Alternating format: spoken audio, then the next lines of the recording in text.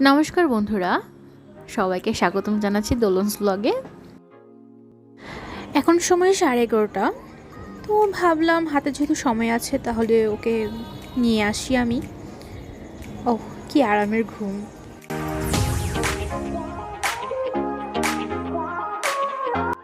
ওর স্কুলে এসে পড়েছি, তো ওর জন্য ওয়েট করছি কখন নামবে।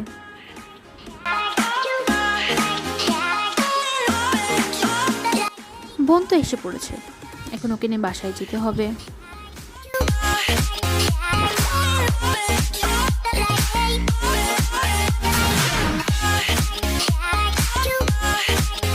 এর মধ্যে ছোট বোন বলল ওর নাকি খিদে পেয়েছে, তাই ওকে খাবারের দোকানে নিয়ে গেলাম কিছু হালকা নাস্তার জন্য।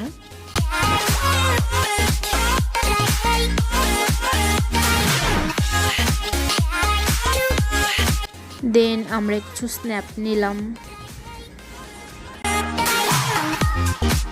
ক্যামেরার সামনে এসে কত ঢং করতে পারে। তারপর ফলের দোকানে গিয়ে ফল কিনলাম। আজকের ওয়েদারটা খুবই গরম ছিল, তো পুষ্পিতা বলল যে আমাকে আইসক্রিম কিনে দাও। পুষ্পিতার অবস্থাটা দেখুন একবার।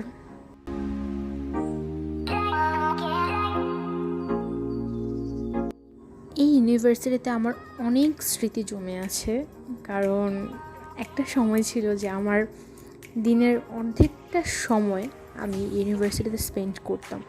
খুব মজা করতাম ভার্সিটি লাইফে, আমার ফ্রেন্ডদের সাথে অনেক আড্ডা, খুব মজা মাস্তি করা হতো। বাট এখন যে যার মতো ব্যস্ত হয়ে পড়েছে।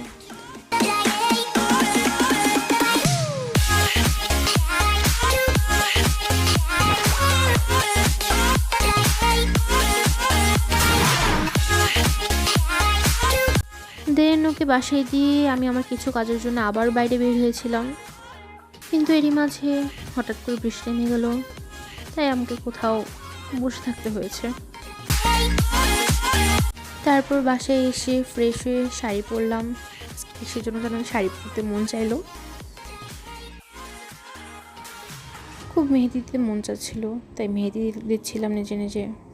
এরই মাঝে বানর ছানা এসে হাজির।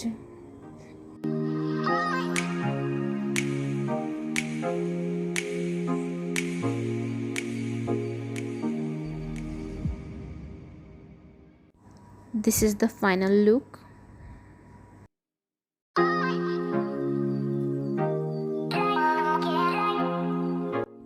দেন সন্ধ্যায় বাসায় গেস্ট আসলো, তাদের জন্য নুডলস রান্না করলাম।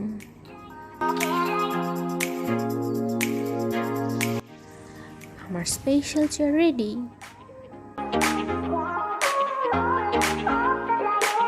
গেস্ট চলে যাওয়ার পর বোনের কিছু প্র্যাকটিক্যাল বাকি ছিল, ঠিক প্র্যাকটিক্যালগুলো করে দিলাম।